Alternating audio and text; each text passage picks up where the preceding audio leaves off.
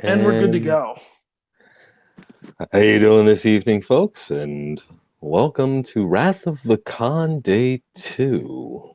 And I am Baron Voltage here to do a lovely little deep dive into the nature of fear, what it is, where it comes from, why we are always afraid of all the things.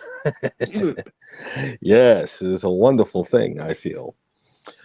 There are several different aspects of literature and media today that so many of us we gloss over, mostly due to overstimulation, uh, consistent and overexposure. And you have to ask yourself what truly scares anymore and what used to scare and why. I mean, take a look at what I identify as. I'm a vampire by self identification. I enjoy the evening. I feed off of energy, is the best way to put it, consensually, I might add. But we used to be something of a terror within society at large on this planet. And it's something that has, in a way, faded from its impact only slightly. New and new versions of different variances of creatures in the world are always evolving. You go from the classical taffeta coffin ridden vampires to something a lot more sinister and a lot more primal. Think 30 Days of Night. And then you've got the modern day, which is more me, where we are amongst you all. You take a look at various different creatures of the night and how they're portrayed in media and film and games and books. And every single one of them have their own variances, and some still get scared. And why is that? Well, it all comes down to the unknown. It all comes down to what we don't understand, what we don't think would happen to us. But fear, true fear, comes from relatability. I've spoken about this many times on my show. It is about whether or not something can actually happen to us, whether or not something that we can encounter, whether or not we will encounter. Many authors and directors in film attempt to encapsulate that. Games these days come out with variances in VR as well as different types of portrayal, be it a boost in graphics, sound design, music, everything they can to build ambience and environment just for the sake of getting your heart pumping and your mind racing. It all comes down to what we expect, what we don't expect, and whether or not we believe it can happen to us. Now, I invite any and all comments because, if anything, I find them to be very helpful because I do want to talk to you, not just at you. A conversation should be a two-way road, don't you think? After all, what fun is it when it's all in one direction? I've been doing this too long, Kevin, too long. Oh no, I've never gotten to hear too many of your presentations just because of conflicting schedules and things like that. Mm, Every time you go on radio, for example, I'm always just coming off of my shift, so mhm. Well, I mean, what can I say? I operate best at night. yep, don't we all? Yes, yes, we do. So, let's talk about the difference between fear and horror. Now that is an interesting distinction. A lot of people mix the two up, they lump them together.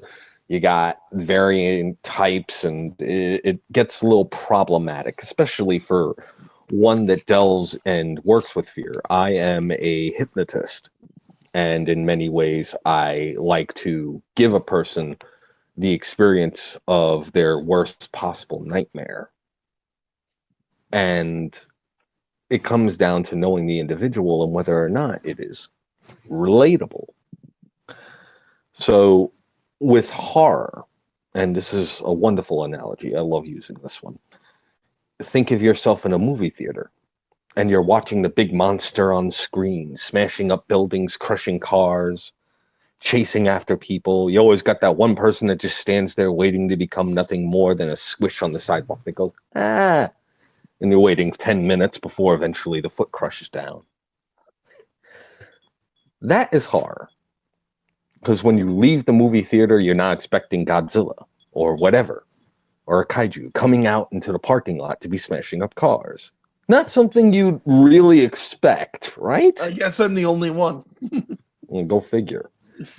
But then you've got fear, where you just got done watching a movie about a murderer that hides in the back seat of cars. Now, what are you going to do when you leave the movie theater? You know there's a part of you that's going to want to immediately go when you get into the driver's seat. You know what's going to happen. Or a film portraying a serial killer that goes from house to house in the middle of the night, breaking into houses that don't quite have all of their doors and windows locked. What are you going to do when you go home? Click it to survive. It's all about relatability. If a person feels it could happen to them, then they're going to think it will. And when that happens, it becomes that much more effective. Think of films that like to put based on a true story. Why is that so effective of a plot device? Well, it's not necessarily a device, it's a portrayal of actual events, but at the same time, it allows a person to think, maybe this could happen to me. If the circumstances were aligned, I might be the person on the screen. That could happen to my loved one. My best friend that's always joking about scary film. He's going to say, I'll be right back, and then I'll never see him again. You must enjoy that. Just the slightest bit. Don't you think, Kev? I'm the odd man out just because as much as I like horror movies, it's very rare that they scare me or even create I rarely get the fear of the horror just because I've done so many weird and creepy things in my life. It's hard to get that feeling out of something. Even so, the based on a true stories are the ones that come closest. So, but in general, it's like I can detach myself too easily. You see, you make my job a lot easier if I was to attempt to put you through fear. Because if I was to put you through a state of fear, I'd put you through an exorcist gone wrong. An exorcism that completely and totally twists and of itself. Not a small imp or minor demon. We're talking a big mofo. Oh, yeah. And it going wrong. And then inhabiting Amisha. You're an evil bastard. Most evil hypnotist in the world. There's a reason why I've earned that title. Yeah. But ethically evil. Yes, I'm ethically evil. Part of the League of Ethically Evil Hypnotists. Yes. But, again, it's a relatability. Now, in this particular case, it's a personal relatability. I put it into somebody that you care about. And in a situation you've encountered. Not necessarily to such an extreme. But it's there. It's something you have encountered before. An exorcism. You've encountered spirits before. Therefore, it's something that you can relate to. And that is the root of fear. Yep. And that would work. I think, to be completely honest, I think it'll work. Well, again, knowing the individual helps. Yep. And when filmmakers take a look at a particular audience demographic, they think, what necessarily do the audiences interact with the most? What are they encountering currently? For a while, there was a large spat of Victorian horror that was hitting the big screens for a couple of years. This last 2 decades. And you got to wonder, well, why? Nobody's living in the Victorian age. But there was a large boom in Victorian culture. People consistently wearing the clothing, people attempting to adopt the mindsets. Not necessarily the prim and proper, but more the aesthetic. Mm-hmm. And then, now you have the aesthetic. It's firm in their minds. Now, what is somebody going to do when they see something with a similar aesthetic interacting with them in a malicious manner? Now it's effective. Now it's no longer completely and totally what the hell. Because if you live in like a space age society where everybody's wearing spacesuits, but you see somebody wearing arsenic and old lace, you're not going to be too freaked out. You're going to be like, the hell is that? So, again, relatability. That's an interesting thing as well, though. Mm-hmm. Because certainly in a movie, Mm-hmm. if it's set in the 2056 on a spaceship orbiting a distant planet and somebody shows up in Victorian garb, it breaks suspension of disbelief. Yes. In my experience, in your actual day-to-day life, often what people find the most upsetting is when the guy in Victorian garb walks into the room. It's when something outside of what you expect in your day-to-day life inserts itself into that life. It all comes down to, one, the interaction, and two, the current environment. Now, in regards to that, we'll use that as a good example. 2056 would be too close to home. People would still have consistent relatability to such stories. But think 300 years from now. All right? If I was to see somebody or see an entity walking around dressed like an old Egyptian laborer during the days of the Great Pyramid construction, I'll be more like confused than I would be afraid. And I'm pretty sure that would be the attitude of many others. They'd be confused if that was today. To a point, I would agree with you. If they, when they start to realize it's not a costume, when the guy starts speaking, and especially if there's a linguist around and go, wait, that's actual authentic Egyptian that hasn't been spoken in 1,000 years. And that's just it. It's that sense of relatability. I relate to it because I recognize that. And I know that that is something that seems to be authentic. And if that's authentic, then that's out of place. It's no longer a suspension of disbelief. It's fact. Mm-hmm. In which case, then the nature of the interaction will thus boost the fear itself. I have a question for you. Mm-hmm. Virgo Triad has asked, have you, Baron, ever been hypnotized? Yes. As a matter of fact, I have several times in the past. It's actually a very fun pastime of mine. Since I am a recreational hypnotist, I hang out with a lot of recreational hypnotists. And they love getting me hypno-drunk. It's hilarious. Well, I'm gonna take a guess that hypnotists are like magicians, and that when a bunch of magicians get together, what do? We do magic for each other. What do hypnotists do when they get together? They do hypnosis. Yes. I broke the world record amongst a crap ton of hypnotists, so it was rather enjoyable. Nice. Yes. 115 people within 20 minutes. Wow. I'm a speed hypnotist, if I could help it. Apparently you can do it pretty well. I mean, 115 sounds impressive to me. Well, to be honest, they were all lined up to go into a particular venue to experience a magical speakeasy.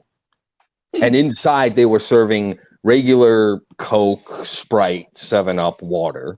But they had the option to be hypnotized into thinking that what they were drinking had magical effects.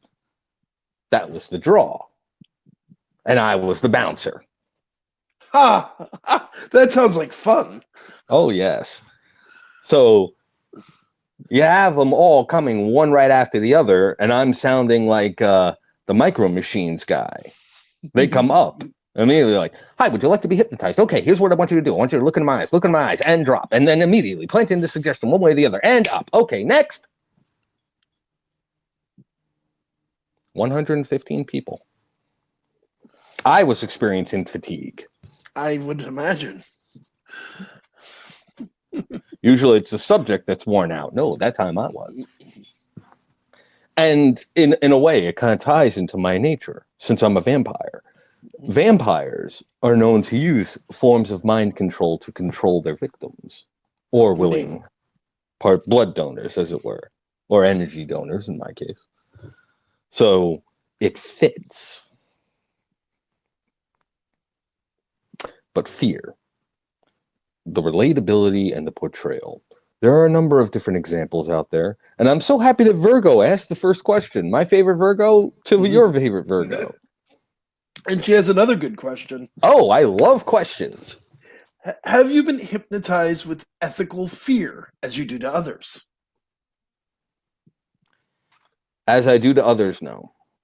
As fear in general, yes. I have. It was, goodness gracious, I hypnotized myself. I have been, self-hypnosis is an interesting, it's not necessarily therapy, it's therapeutic. And I put myself through the damn ringer. I recorded my own voice. I walked myself through a hypnotic narrative. I immediately thought to myself, what necessarily would scare the living daylights out of me? And I walked myself through it. And when I woke up, I was crying. It could be that powerful and that potent, but effective. You know, memory in and of itself can be a form of exposure of fear. When a person can remember a traumatic event, and forms of PTSD do the same thing, depending upon the nature of the PTSD and how strong it is. But that's my take. But when it comes to modern portrayals, these days, though, there's so many that mix in gore with fear. Now, I can understand a person being afraid of getting hurt, but it's such a cheap trick. I mean, come on. When you look at horror and fear, it's not so much be afraid of being hurt. It's about going through an experience and not being hurt. That is where it becomes potent, because now you have to live with that. And that is true fear as to whether or not it can happen again. This is why a lot of people say they're not afraid of death. It can only happen once. I don't know about that. I think that everybody has a fear. It's just finding it. And once you find it, you can embrace it. And when you can embrace it, you can control it. And then you can use it. Which is absolute. Which I agree with 100%. There's a saying, you know, people who are with, you know, the definition of courage is not being without fear. That's crazy. Having no fear is crazy. It's unhealthy. Being afraid and doing it anyway is courage. Yes. Knowing the consequences and still choosing to face it, that's courage. Knowing that you're going to go through something that's going to stick with you for a long time. Mm-hmm. That's potent. When somebody is watching a movie about somebody going to Eastern Europe and staying in a hotel and getting a guy with a grimy-ass dental drill drilling holes into their legs, that's not fear. That's, let me see what I can do with practical makeup effects. And I'll give props to it. Eli Roth did fantastic. But is it fear? Is it really? I mean, maybe the fear of being kidnapped. Sure. Maybe the fear of someone seeking your pain. Absolutely. But then it becomes more of a focus on how gory we can get it. I've seen too many films labeled in the horror genre, in the fear genre, that it's just essentially a practical makeup demonstration. Practical makeup effects demonstration. And it becomes why? Why? Take a look at zombies, for example. They can't happen. They are the prime example of horror, not fear. Okay? You have a lot of people that are complaining that this current world situation isn't fun or cool because there are no zombies. Listen, you dolts, you're failing at the tutorial mode and you want to go expert? The hell is wrong with y'all? You're bringing out the South Jersey in me, for God's sakes. I have another question. I love hearing them. So once again from Virgo, do you ever doubt yourself when you find someone that cannot be hypnotized?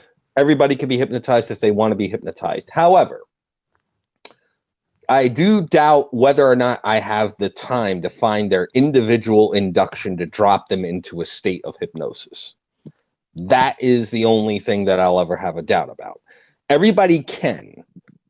It's just finding it. It's like trying to crack a safe. Sometimes certain methods work, sometimes certain ones don't, but a safe could still be opened. It's just finding that right combination and whether or not you've got the time and the info. You walk into a safe that's just a regular standard master lock safe. Yeah, I've cracked plenty of master locks in my time. I can crack that sucker within 5 minutes. No problem. But then you get something like the Super Mega Terra Omega blocker lock. I've never encountered something like this. Okay, it has 3 dials. I've dealt with ones that have 3 dials before. It has about 100 numbers per. Okay, I've kind of dealt with that before. Ooh, there's some resistance there, and apparently there's glass plate inside the door. There's certain things I know I have to do to get this open, but I'm not exactly sure if I can get it open. But there has to be a way to get it open. And then it's just finding the time, getting the information. To continue with the metaphor, getting manufacturer's specs. Figuring out the manufacturer, cracking other safes that have a similar design. And with that, it's just finding the time, finding the aspects, and then working through it. Because everybody, and I will always hold to this, everybody can, not everybody wants to. There's an aspect or a particular function of the brain that's known as the RAS, the RAS. This thing is known as the reticular activation system. And the thing is that it will block out any form of stimulus going any kind of stimulating input. Wow. That it does not jive with. If a person consciously wants to be able to bring themselves to a state of near meditative trance, which leads into hypnosis, if they want that, the RAS will accept any incoming input that allows it to relax. It's like prepping a muscle before a deep tissue massage. But if a person does not want to be hypnotized, however, the RAS will immediately reject any and all forms of input or stimulation which would allow it to relax. It immediately goes into a panic and defensive posture. And anything that you try and do to get it to relax will tell it no. But there are ways to get around that, but they're kind of unethical. Whereas where it gets into you may be evil, but you're ethical, so you're not going to do that. Neurolinguistic programming has ways of getting around that, but that's more along the lines of trying to bargain with the RAS. And then it's too easy to abuse. That's why I avoid it. Subliminal advertising is a good example of NLP. Billy Mays was the king of NLP. Adolf Hitler was a genius with NLP. It's the only good thing I'll ever say about him. And bastard or not, you've got to give him credit for that, at least, because it is true. Worked on the masses. And a lot of them couldn't understand why they were following him. They're looking up there and they're like, this guy's a freaking moron and he's a lunatic. But we're going to follow him because we're compelled to. Why are we compelled to? I see elements of that, for that matter, with one of the big creationists, Ken Ham. It's like, if you look at him as a science educator, he's a bloody idiot. If you look at him as what he is, which is a salesman, he's good at it. He understands these kinds of principles. Yes. And another really good question from Virgo. Yes. Can you tell us what the makeup of a modern vampire is, and how did you realize you were one? How do you use that in your persona as a hypnotist? Ah, okay. Well, the general makeup is when you recognize that interaction with others becomes key. It's a very starved vampire that is completely and totally alone. We interact with society, not necessarily looking down upon it, but merely to meld to it. For instance, we want to continue our legacy. The way that we live forever is by sharing our knowledge, by educating, by teaching, by making an impact in someone's life in a positive manner, so that this way we continue to live on. That is our immortality. And the only way to do that is to interact with others. A lot of people will say that after they hang out with someone, they just feel plain and ordinary drained. The person may very well be a vampire. They just don't realize it. When you feed off of the energy of others, for some it's blood, for others it's energy. I'm an energy vampire, notably a sexual energy vampire. You feed off of that energy and that interaction, almost to the point of near like voracious hunger.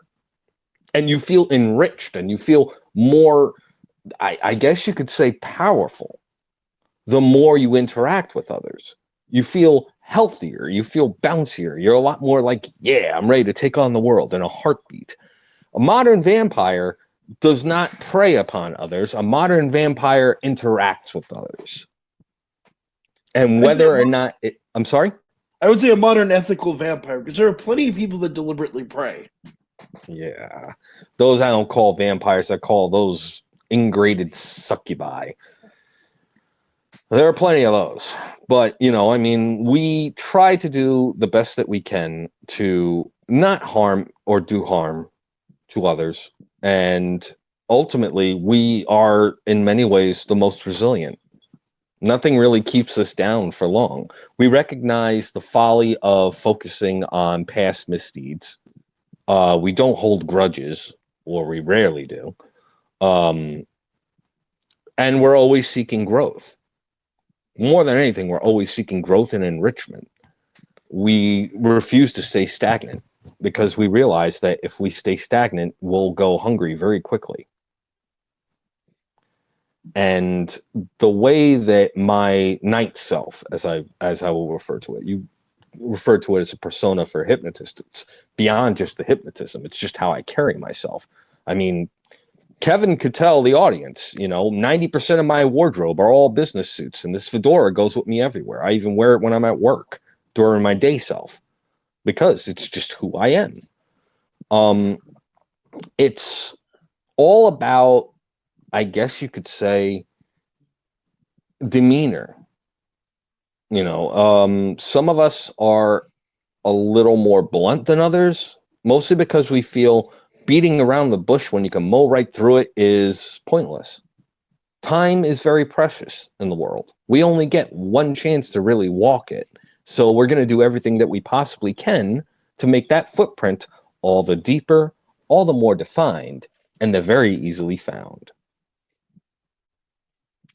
I said it in chat, but I'll say it for the record on recording. You and I have lived together for over a year now. Yes, This is really how he dresses. This is how the hat is part of how he goes to work. You don't go in a suit because you have to wear a uniform, but on occasion, I'll throw one of my ties on. Yep. And I don't think that our bosses mind. No. I just look that much more professional. I would love to be able to have the uniform that's literally almost like a corporate security business suit. That would be, I'd love that. But again, and I'd also point out with the difference between a vampire in your sense and the integrated succubi, as you call them. It's like I would not have an integrated succubi living with me. Nah. You, I don't mind because you're ethical, and I know I can trust you. Yes, and I have a tendency to be very, when I'm home and not feeding, I'm extremely introverted. I almost never leave my bedroom unless I need to. I will only come out if I need to feed, really, or I'll only interact with others if I need to feed. Um, I mean, my attitudes towards personal interaction are in many ways very unique to some. I could give a slight example, Kev. It might make Mhm. you a little shifty, but my attitudes towards physical intimacy. If I'm comfortable enough to hug you, I'm comfortable enough to take you to the sheets just as easily. But I don't hug everybody. Yep. I I am got. very selective about that. We got more questions. I love questions. I know you do, as do I, for that matter. Mm-hmm. Teresa Hall, Gulf City Pagan, who's a longtime regular listener, Mm-hmm. has asked, "Do you have to block people's negative energy?" Uh, Usually, if I'm going to have any interaction with the negative energy, I try and do what I can to turn it positive. I get the person in enough of a good mood and enough of a pleasant mindset that I'll want to be able to interact with them like that. People with negative energy have a tendency to be very, very, very, if I had to put a taste to it, sour and unpleasant to, like, I guess you could say, feed off of those energies for me. It's not that not that desirable. Um, I I can feel it, and I can usually tell when somebody's in the hyper negative, and I immediately want to make them feel better. I'm extremely empathic in that sense. I want to make a person always feel better because then it makes me feel better, and then it makes the energies that much sweeter. That kind of relates to the other question, Mm-hmm. which is also from Virgo. Are Mm-hmm. you able to read a person fast and better than others? Also, can As a you? hip. There's more to it. Mm-hmm.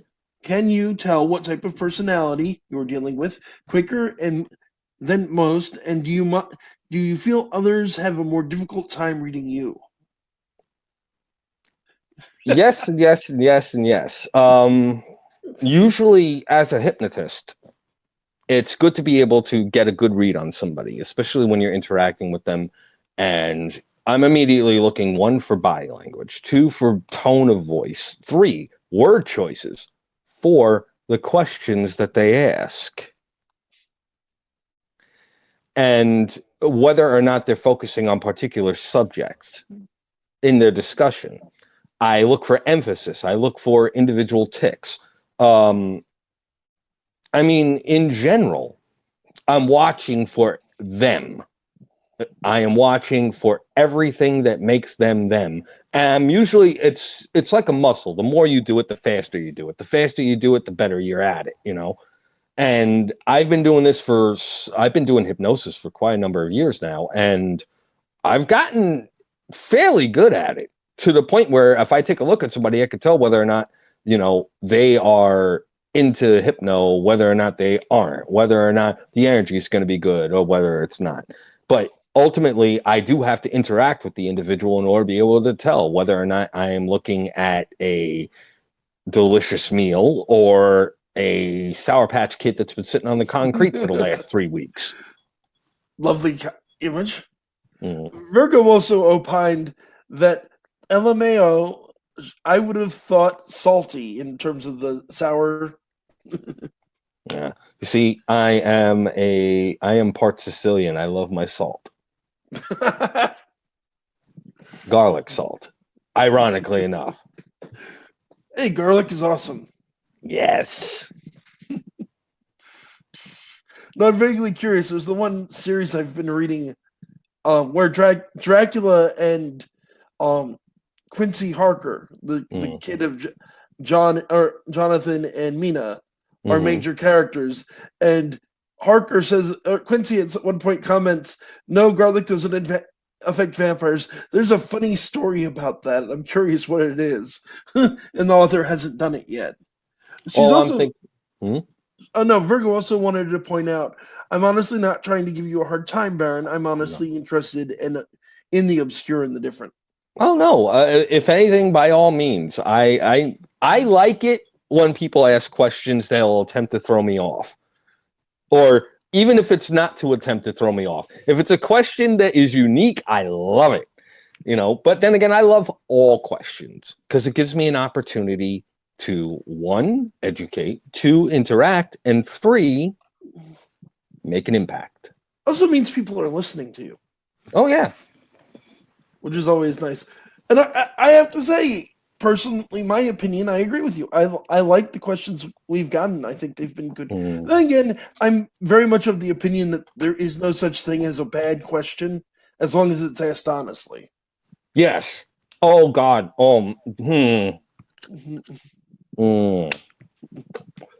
See, there is one other little bit, and this ultimately is a very big problem. When people do ask questions, this might be a little off, but I check their motives for asking the question. Because the motives can flavor a lot about an individual.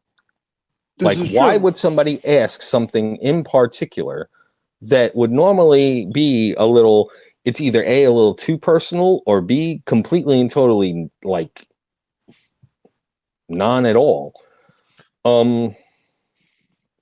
Trying to think. See, that goes to me. The motive goes with the whole honestly, because when I say somebody asks a question honestly, I mean they ask because they want it. They're genuinely interested in what you have to say. Other times, though, logic. Well, yeah, but then when you're dealing with hecklers, they're asking questions not because they want to know, but just because they want to watch the guy throw themselves off. True, but that I wouldn't call that an honest question. True, I would never say it would be an honest. That in and of itself, dishonest interaction in general is very. I agree. Yeah, no disagreement. I would. Virgo also did say thank you for answering her questions. Absolutely, and I welcome any and all questions from all. I'm easily contactable. I'm easily reachable. You can easily reach me at my Gmail directly at baronvvoltage@gmail.com. No spaces. I'll put that in the description. Awesome sauce.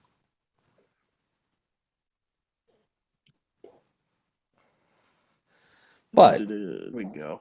I mean, I'm sorry? I said keep going. I'm just typing in the email. Gladly. I mean, reading people. Some people don't like to be read. There are a lot of people that are afraid of themselves being revealed. That becomes a problem too, I've learned.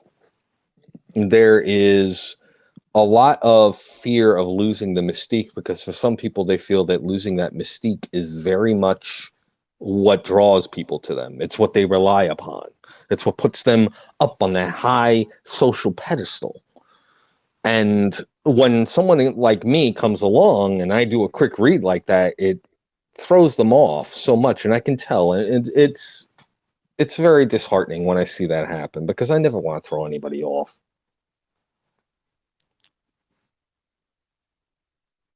Ooh, we got another good question, which is from Teresa Hall, Gulf City Pagan. Did you know you were a vampire at a young age, or was it discovered as you matured? I had a feeling something was off for quite a while. I knew that the Fates had a little bit of an interesting plan for me. For the longest damn time, I was wondering why the hell stuff kept happening to me and I didn't die. I am a living, walking, talking example that God not only has a sense of humor, but he's a little bit of a sadist. Every single time whenever the Grim Reaper gets my name on his list, he looks at it, looks at who gave it to him, and it's like, am I being punked? Are you serious? Get the hell out of here with this shit. Come on. I got work to do. That's usually the mentality. I've been struck by lightning. I've survived a heart attack. I've had stage 1 brain cancer. Okay? I've been tried to get killed by Al-Qaeda twice. Okay? I've broken more bones in my body than I care to count. And I'm still here.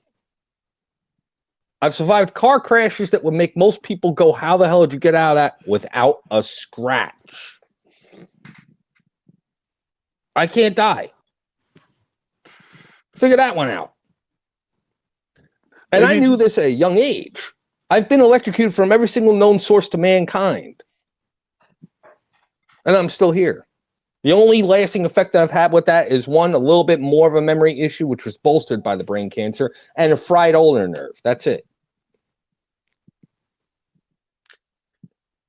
Obviously, somebody just hasn't gotten around to trying to drive a wooden stake through your heart yet. Not that I'm saying anyone should. I was about to say, like, should I be barricading my door? Your bedroom is right next to mine. I'm just saying. Only if you decide to start trying to feed on my blood without asking. Dare not. Exactly. So we're good. Offer's been there, but dare not.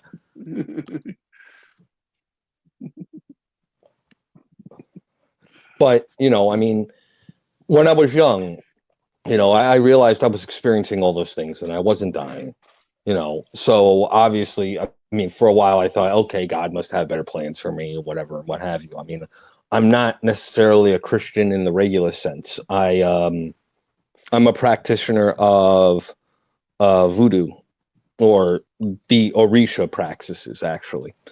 And my two chief deities, they keep an eye on me for the most part. I'm a lapsed Satanist, is the best way to put it. There's a lot of principles in regards to that belief structure that I can get behind 110%. Satanists are not in any way malicious. They are, if anything, very, altruistic to a reasonable degree. And that's the key. They're reasonable.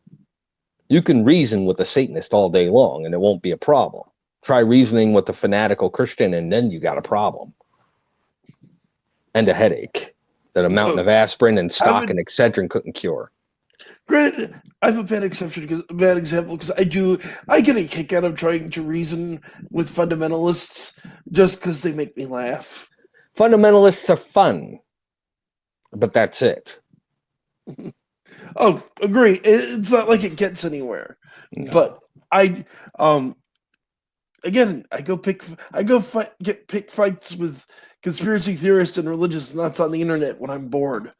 I'm weird. I know this. Yes. I'm thinking I'm not the only one. I mean,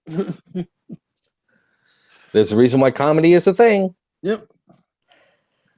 Virgo says, and I have to agree with her, that she says, and I quote, "I think Baron is an amazingly interesting specimen." Specimen. That makes me wonder, does she want to pin you to I don't know, Virgo, are you going to try and pin him down like one of those flies or butterflies? I'm not sure he'd appreciate that. I'd survive. I didn't say you wouldn't survive. I said you wouldn't appreciate that. Or maybe you would. I don't know. Your kink is not my kink, but that's okay. Teresa was wondering, who are your Orishas, if you don't mind sharing? Shango and Aligua.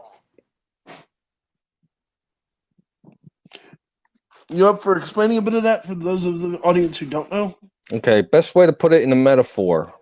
Aligua governs the higher saints. Shango governs the lower saints. They're the two uncles you call when you're in jail and you don't want your parents to know about it. Their main mentality is, more than anything else, embrace life and all of its gifts and wonderful blessings. And you better make sure that you show your respect to both of them for giving them to you. Because if you ever turn down an opportunity to enjoy life or for the lust of it, not only will they let you know, you'll be penalized for it. So I never pass up an opportunity to enjoy something because, for all I know, I'll be missing out on something that could in turn enrich my life and in turn share an experience that could enrich others. I've done a little bit of spell work. It's been quite a while. I make my offerings to them. I have my own ofrenda that I make sure that I leave offerings for both of them to make sure that they are, I guess you could say, compensated.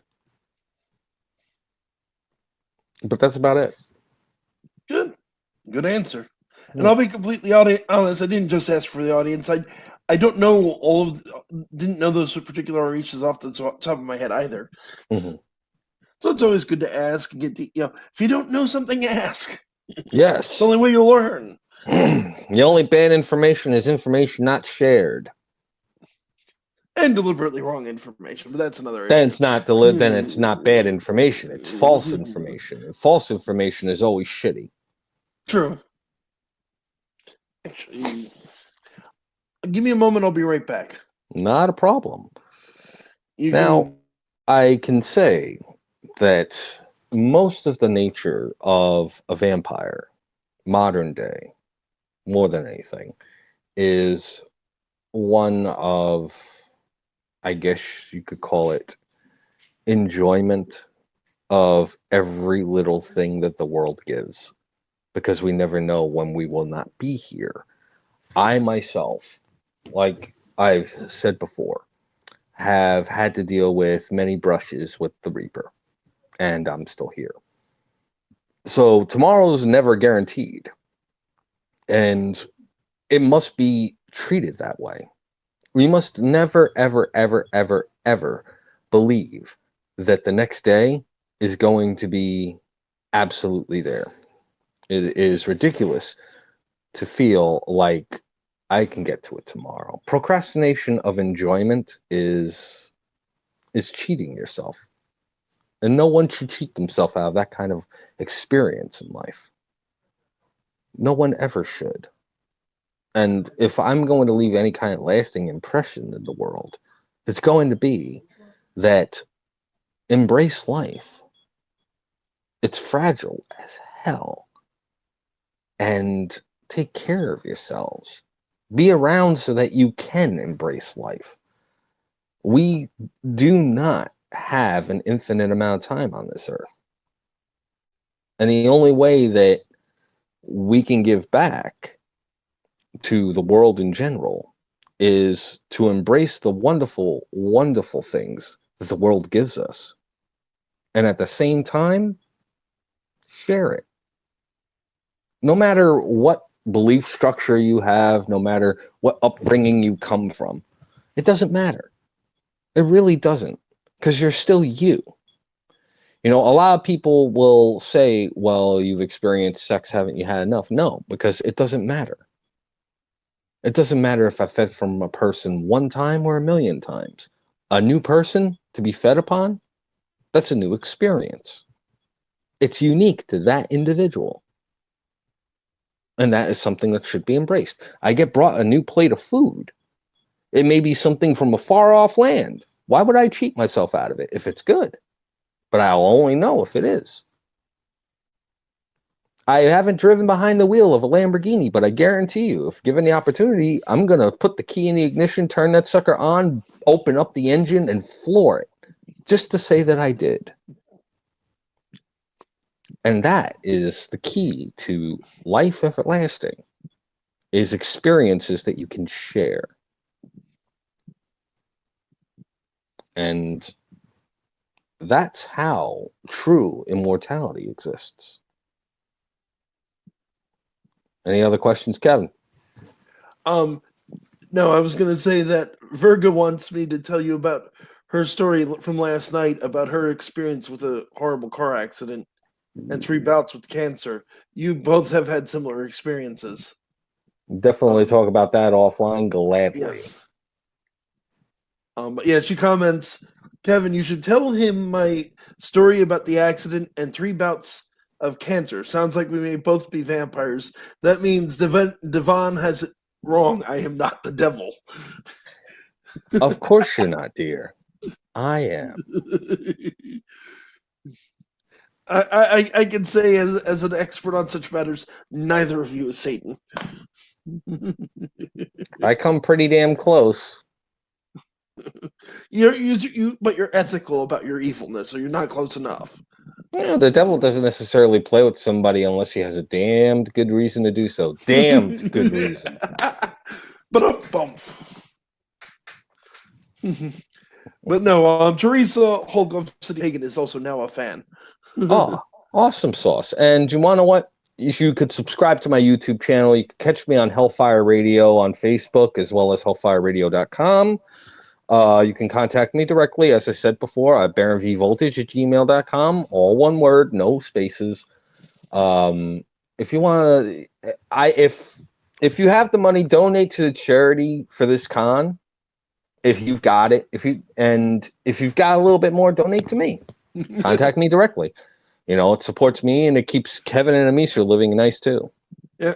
And of course, there's the basic thing: subscribe to you, subscribe to me. Mm-hmm. Subscriptions are always welcome. Yep. I'm even on Facebook, my performer page, baronvvoltage. It's fairly easy to spot.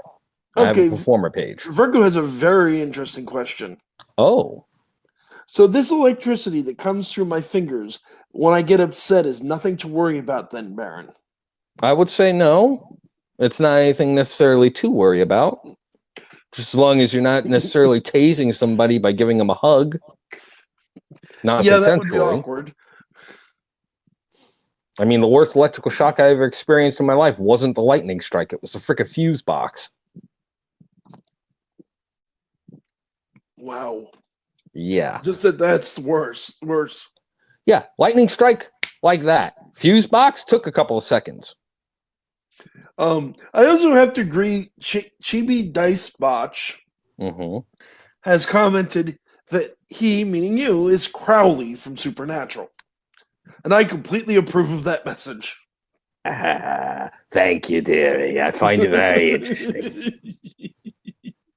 I also love Crowley. I love Crowley. He is one of the best characters on that show.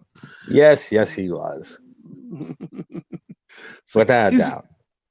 Only sometimes villain in the history of the show, because he's often not a villain. Anti-hero. Yeah.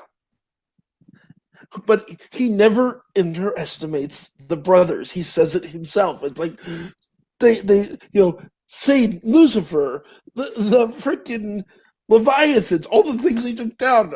Don't underestimate the two nightmares. Better have them as friends than to keep them as enemies. Yep. better than them not trying to kill you.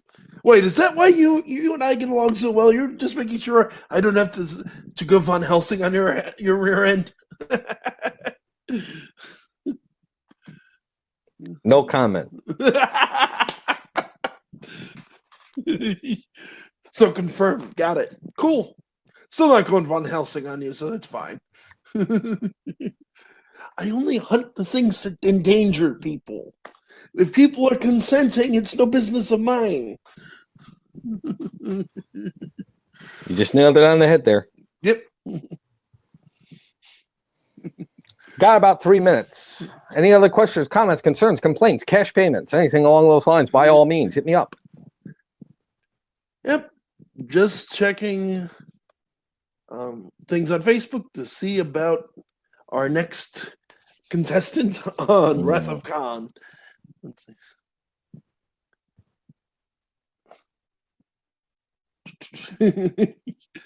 Boom, boom, boom, boom, boom, boom, boom, boom. Okay, just shot him a message over on Facebook. See what happens. We should be good. I was hoping Dacre would have popped in at some point today. I would have loved to have picked his brain about fear. I would too. He's such an interesting guy. And I just checked in with Surus. He says it's going to be another 2 minutes. He's having some stomach issues. I had some myself last night. They're not quite over yet, for that matter. But I totally appreciate that. I'm sure we could find some way of keeping things rolling while we wait. Oh, sure. What, another Hot Wings challenge? I will remind you, you volunteered for that. It wasn't even my idea. Virgo has commented, "Wonderful job, Baron. I will help promote you from my channel. I have your info." Absolutely. Thank you so much for that. That is, without a doubt, very much appreciated. And all types of promotion I can get, I'm happy to get it. Straight up, it's a thing. And anyone who winds up watching this who hasn't yet, go subscribe to Virgo Triad. It's a really good channel. Because I'm all about cross promotion with awesome people. Can confirm. And I'm going to be back here a little bit later on today for the vampire meetup. So Indeed. there you go. You'll be the vampire in our vampire meetup. Yeah. It'll be all the awesome. Yep. It should be fun. I'm looking forward to that. Mm-hmm. I checked in with Brian a little earlier. We should still be on. That should still be on track, which is good since he's the next guy up after Suris. There you go. Well, when is Suris on? In a minute or two, as soon as he's ready to go. No, I mean he's on from 3 to 4. Yes. And the vampire meetup is 5. 5, yeah. Well, 3 to 4 is Suris, 4 to 5 is Brian, and then right after Brian is a vampire. There you go. Yes, I was missing an hour. I do think these things true. Can confirm. I also run a convention out of Canada that's due to happen at the end of August. If all this crap lifts, get in touch with me. I'll be happy to talk about it. Yes, we will definitely. And I'll have you on. We'll definitely be promoting that on the show and everything else. Granted, it's a hypno kink event, but still fun to learn. Get your passports. Let's see. You will come.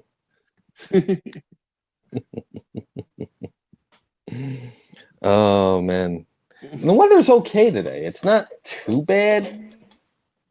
Yeah, the sky's blue. Who knew? It happens from time to time. I wouldn't know. I forget what daylight looks like unless it's the weekend. Man, night shifts are fun. Oh, and little pro tip, Oculus Quest is awesome. I highly suggest it. A lot of the environments in there will definitely relax you like hypnotically. It's a great, great relaxation tool. Definitely recommend. And books. Actual physical books. If you could help it. They're great relaxers. Agreed. Neurologically, too, they've actually done a bunch of studies. It's like, as a lot of people know, looking at a digital screen, your phone or computer or tablet, before you try to go to sleep, will screw with your brain waves. But reading books will actually help you get to sleep. It puts your mind in the right place. Another pro tip: if you've got a sore throat, don't read. Even though you're not vocalizing, your vocal cords are tensing and relaxing subconsciously, as if you are reading aloud. Teresa has a good question while we still have you on. So please. She says, Kevin, we discovered I'm a werewolf according to Italian folklore. She was born with a caul. And how do you feel about werewolves? What does the look on my face say?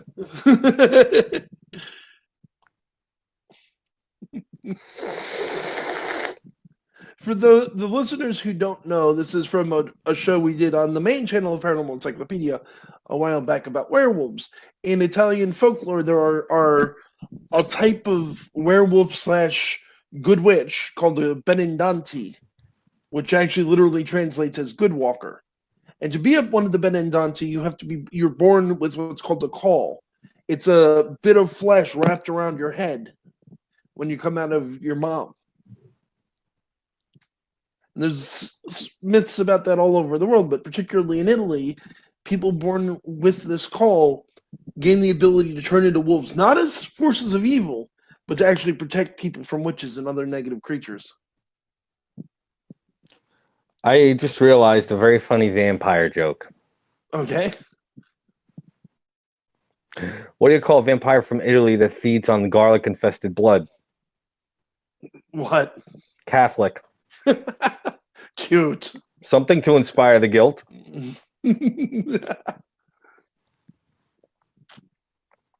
That was a triple entendre. That was a racial, not a racist, but a racial joke, a religious joke, and a vampire joke. All in one.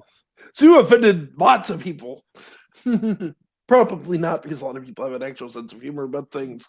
But... I'm freaking from Jersey. If I'm not offending somebody, that means that someone done jacked up. Oh, man. Ah! Are you okay? Yeah, I'm fine. Using iPads as an actual stand are a bad thing. And mine wasn't behaving earlier, so now it's just basically a phone stand. Gotcha. And I'm doing a check-in with Cyrus to see how he's doing. Mm-hmm. I will say if he isn't up to it, which I can totally understand, people get sick, it happens. Mm-hmm. I don't know if you're available. I certainly can keep going. You can keep going. I need to eat. Food? What's food? Because you're not the only one who needs to eat. Yeah. Debating on ordering a pizza or not. I'm not sure yet. Extra garlic? Bread cheesy. Yep. And it's not like you got anyone's coming over anytime soon, just the three of us, because this bloody quarantine.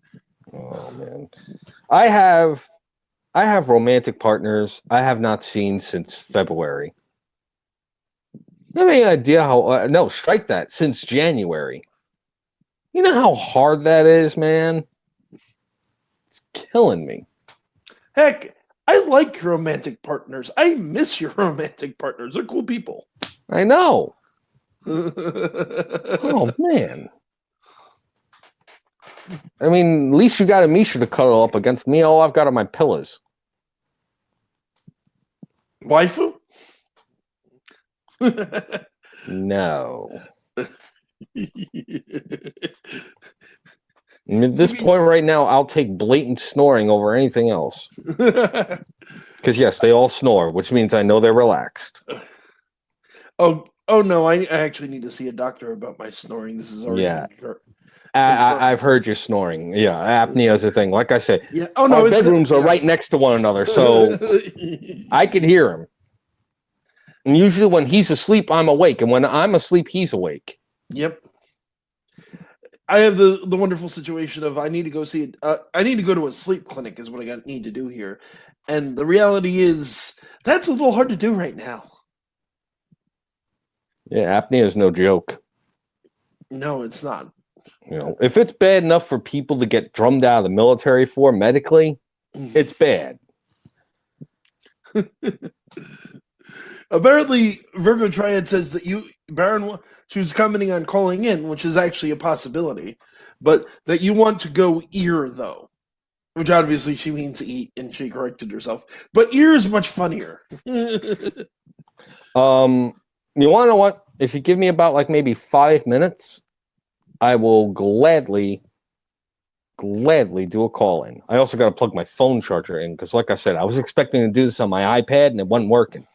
So let me just plug my phone in and then grab something to eat. So I will be right back.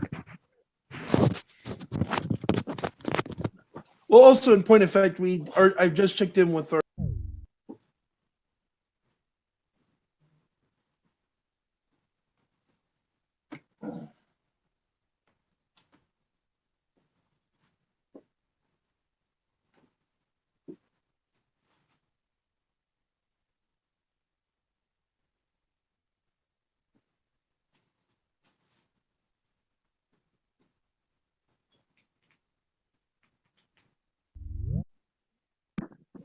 Okay, sorry about that, folks. I kind of goofed up, but our next guest is in fact available, so I'm getting him squared away, and we'll be moving on. I am sure, Virgo, that we will get a chance to have you talk with the good Baron at some point in the future. Meanwhile, I am going to switch over to start the next stream so that Zurus can join us. Hello, Zurus. Welcome aboard. Here we go. Yeah, I apologize. So all you need to do is sit tight. I need to do a couple things on YouTube real quick to get us set up for our next stream. Okay.